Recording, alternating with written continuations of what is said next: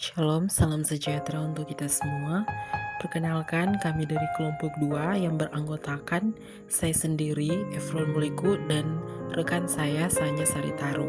Di kesempatan kali ini, kami berdua akan menjelaskan mengenai wujud khotbah. Sebelum masuk lebih lanjut lagi, di sini ada beberapa poin yang akan kami bahas dalam presentasi kali ini. Di mana poin pertama adalah dasar khotbah, poin kedua panggilan pengkhotbah, poin ketiga khotbah dalam gereja, poin keempat khotbah untuk jemaat, dan poin yang terakhir bagaimana homiletika membantu pengkhotbah untuk bisa menyusun dan menyampaikan khotbah.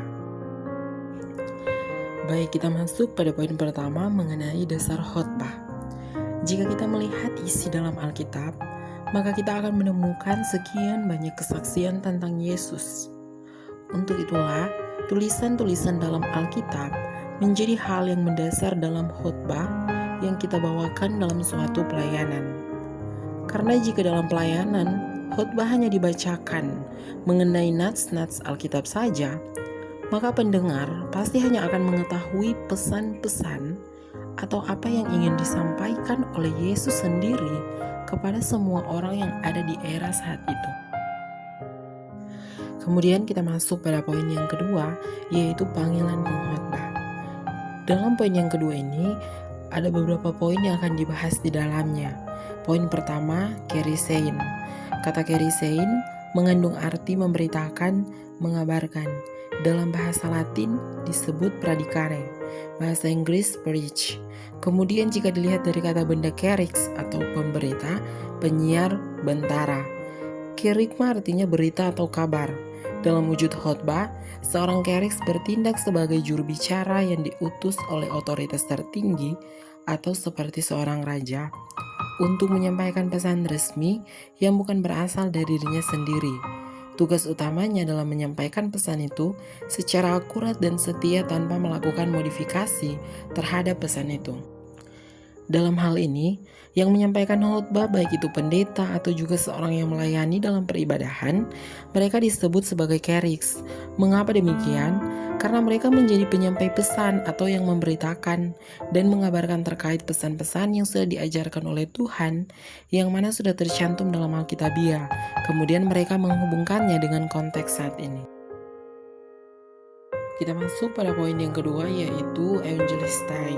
Kata evangelistai ini jika dilihat dalam perjanjian baru, hampir sama makna dengan kerisein. Karena istilah ini merujuk pada membawa berita tentang kerajaan Allah. Seperti halnya dalam Matius 1 ayat yang ke-21, pada malam kelahirannya malaikat-malaikat memberitakan damai sejahtera di bumi. Dalam hal menyampaikan khotbah, maka evangelistai ini berperan sebagai firman Tuhan, kabar atau pesan yang ingin disampaikan oleh pembawa khotbah. Untuk poin-poin selanjutnya akan dipresentasikan oleh rekan saya, Sanya Saritaru.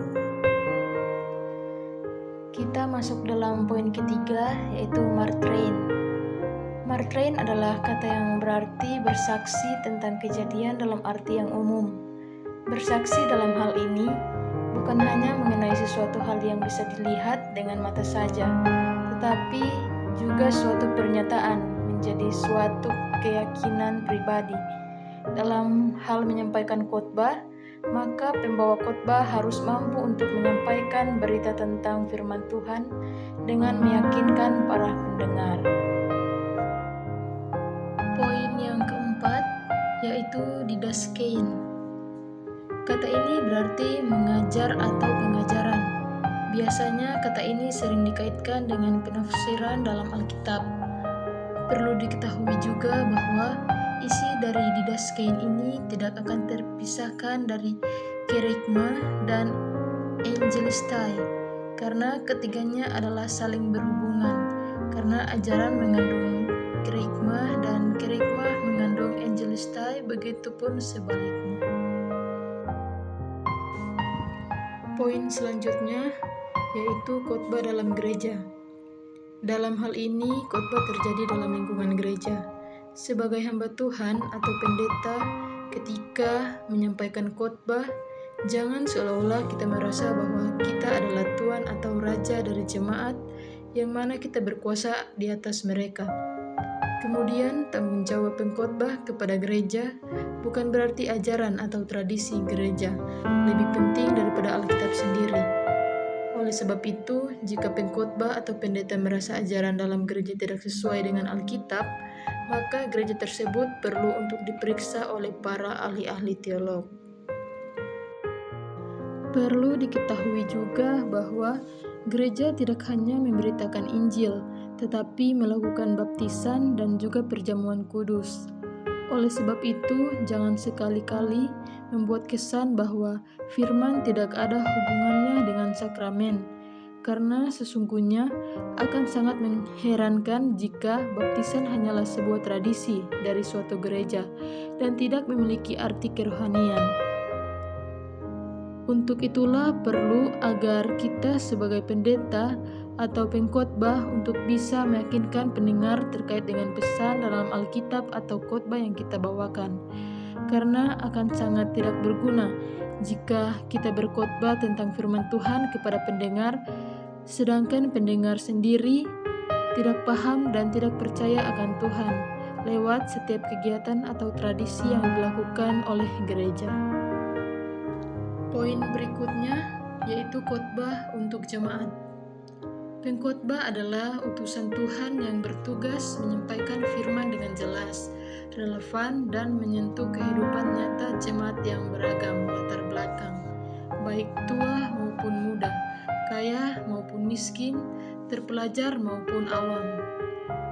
Dalam mempersiapkan khotbah, ia tidak hanya menafsirkan teks Alkitab, tetapi juga harus memahami kondisi dan pengalaman jemaat sehari-hari. Khotbah bukan sekedar ceramah teologis atau penjelasan sejarah Alkitab, melainkan harus menjadi jembatan antara dunia firman Tuhan dan realitas hidup jemaat masa kini, menjadikan firman itu daging yang hidup dan menguatkan. Selain itu, pengkhotbah harus berhati-hati dalam menggunakan bahasa rohani yang sudah sering terdengar agar tidak kehilangan makna dan tidak menyampaikan pesan yang hanya berlaku di masa lalu atau hanya menyangkut akhirat. Firman Allah bersifat aktif tanpa dijadikan alat untuk propaganda politik atau sindiran kepada pihak yang tidak hadir. Tujuan utama khotbah adalah mempertemukan Tuhan dengan umatnya, membangun jemaat sebagai tubuh Kristus yang hidup dan bergerak di tengah dunia, serta meneguhkan iman, kasih, dan pengharapan mereka dalam perjalanan menuju rumah Bapa. Poin terakhir dari presentasi kelompok kami yaitu homiletika, membantu pengkhotbah untuk bisa menyusun dan menyampaikan khotbah. Dalam studi homiletika, terdapat pengelompokan yang jelas yang menjadi pedoman penting bagi para pengkhotbah dalam merancang khotbah yang terstruktur. Pembelajaran dalam homiletika mencakup 3 aspek utama, yaitu yang pertama homiletika dasar, yang membahas hakikat serta tujuan dari berkhotbah. Yang kedua, homiletika material, yang menitik beratkan pada pemilihan bahan dan ayat-ayat Alkitab sebagai dasar khotbah. Yang ketiga, yaitu homiletika formal, yang berhubungan dengan bentuk serta pelaksanaan khotbah itu sendiri. Ketiga aspek ini menjadi panduan utama dalam membantu pengkhotbah menyiapkan materi khotbah yang sistematis serta menyampaikannya secara jelas.